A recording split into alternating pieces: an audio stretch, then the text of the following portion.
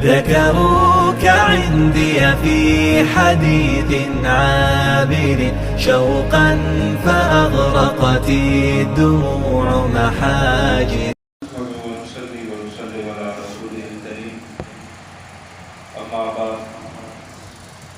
نبی کریم صلی اللہ علیہ وسلم کی سیرت مبارکہ کا سلسلہ اس کا کچھ آغاز کیا گیا ہے. گزشتہ روز نبی کریم صلی اللہ علیہ وسلم کے خاندان کے حوالے سے یہ بات کی گئی تھی کہ اللہ تعالیٰ کے حبیب صلی اللہ علیہ وسلم کا جو خاندان ہے وہ تمام خاندانوں سے اونچا بھی ہے، عالی بھی ہے، اعلیٰ بھی ہے، افضل بھی ہے اور اشرف بھی ہے. اس کے بعد آج کی نشست میں جو ہمارا موضوع ہے وہ نبی کریم صلی اللہ علیہ وسلم کا نسب نامہ ہے.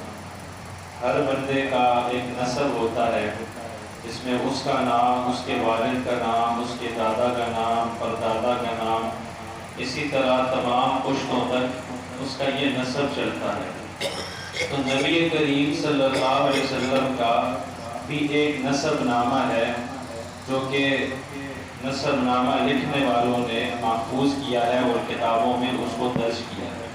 وہ نسب نامہ یہ ہے: محمد بن عبداللہ بن عبد المطلب بن ہاشم بن عبد مناف بن قصی بن کلاب بن مرہ بن کعب بن لؤی بن غالب بن فہر بن مالک بن نضر بن کنانہ بن خزیمہ بن مدرکہ بن الیاس بن مضر بن نزار بن معد بن عدنان. یہ عدنان تک جو نبی کریم صلی اللہ علیہ وسلم کا نسب نامہ ہے اسی کو صحیح قرار دیا گیا ہے. بعض لوگ جب اپنے بیان کے اندر یا وعظ کے اندر نبی کریم صلی اللہ علیہ وسلم کا نسب نامہ بیان کرتے ہیں تو وہ آپ علیہ السلام کے نسب نامہ کو آپ کے نام سے شروع کرتے ہیں اور حضرت آدم تک لے جاتے ہیں.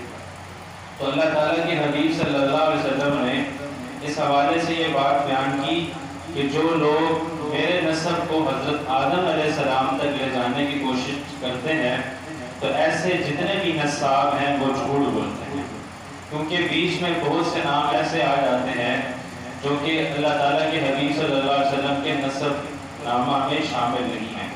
تو بہرحال محققین نے متفقہ طور پر اس بات کو بیان کیا ہے کہ وہ نسب نامہ جس میں اللہ تعالیٰ کے حبیب صلی اللہ علیہ وسلم کے نام سے لے کر عدنان تک کا جو سلسلہ ہے وہی صحیح سلسلہ ہے اور اس کو یہیں تک بیان کرنا چاہیے. اسی طرح امام مالک رحمۃ اللہ علیہ سے کسی شخص نے سوال کیا کہ کوئی شخص اگر اپنے نسب نامہ کو یعنی سلسلہ نسب کو حضرت آدم علیہ السلام تک پہنچانا چاہے تو وہ کیسا ہے؟ تو آپ نے اس کو ناپسند فرمایا. پھر سوال کرنے والے نے یہ سوال کیا کہ اگر کوئی شخص اپنے نسب نامہ کو حضرت اسماعیل علیہ السلام تک بیان کرتا ہے تو پھر یہ کیسا ہے؟ تو آپ نے فرمایا من یخبرہ بہ، یعنی اس حوالے سے اس کو کس نے بتایا ہے کہ اس کا یہی نسب نامہ ہے جو حضرت اسماعیل علیہ السلام تک پہنچتا ہے.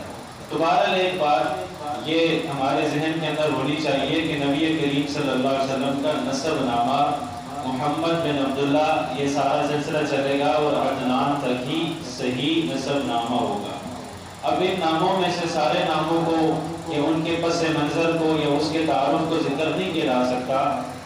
البتہ کچھ نام ایسے ہیں جو بڑی اہمیت کے حامل ہیں، تاریخی پس منظر میں ان کو بڑی اہمیت حاصل ہے.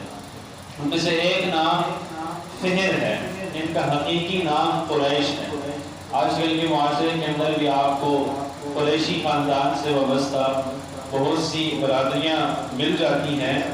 تو اس کا پس منظر کیا ہے، یعنی یہ کون لوگ ہیں، ان کا کیا پس منظر ہے، ان کی کیا تاریخ ہے. تو اس کے پس منظر میں یہ لکھا گیا کہ قریش ایک ایسے سمندری جانور کو کہا جاتا ہے جس کے سامنے کوئی بھی چیز آ جائے، یعنی کہ کھانے کے لیے کوئی بھی چیز آ جائے تو وہ ساری چیزوں کو کھا جاتا ہے. یعنی قوت کے اعتبار سے وہ بڑا غالب ہے اور وہ کسی جانور کے سامنے مغلوب نہیں ہوگا.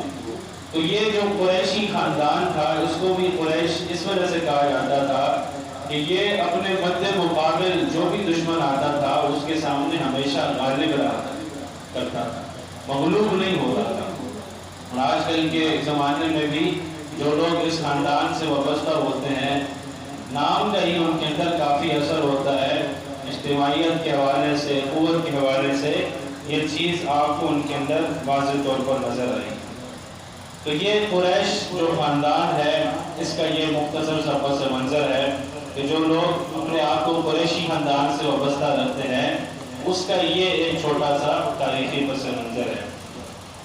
اسی کے ساتھ ایک نام نبی کریم صلی اللہ علیہ وسلم کے خاندان میں کعب کا آتا ہے۔ یہ کعب، ان کا پس منظر یہ ہے کہ سب سے پہلے جمعہ کے دن میں لوگوں کے اجتماع کو جمع کرنے کے لیے انہوں نے ہی اس سلسلے کا آغاز کیا۔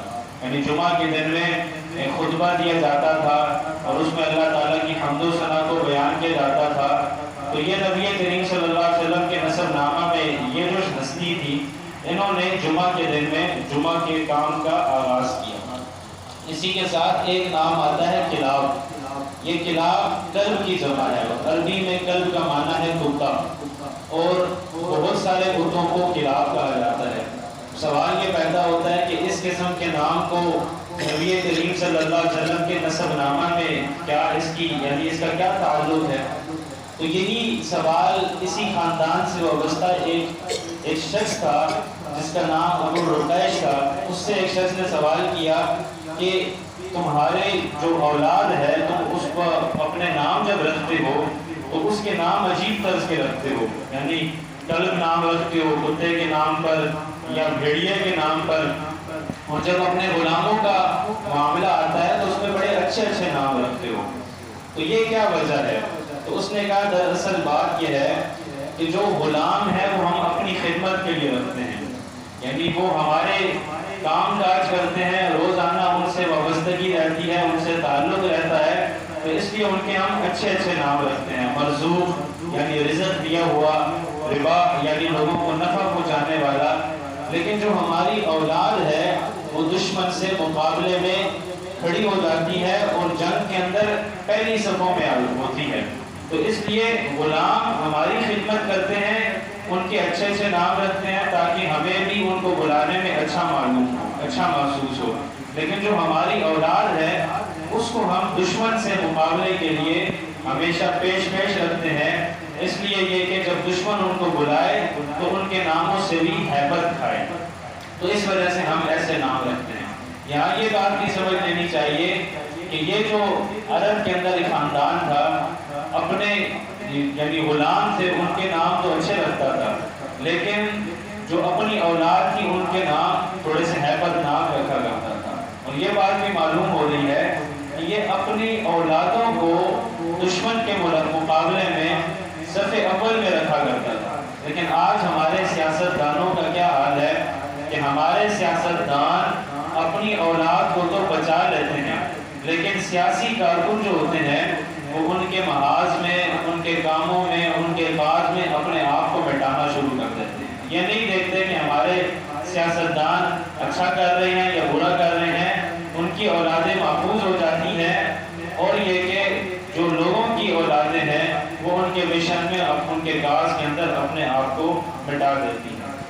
تو یہ کچھ نام ہے، اس کے علاوہ 2-3 نام اور بھی ہیں جن کو انشاءاللہ تعالیٰ کل ذکر کیا جائے گا۔ اللہ تبارک و تعالیٰ ہم سب کو نبی کریم صلی اللہ علیہ وسلم کا نسب نامہ صحیح معنی کے اندر سمجھنے کی توفیق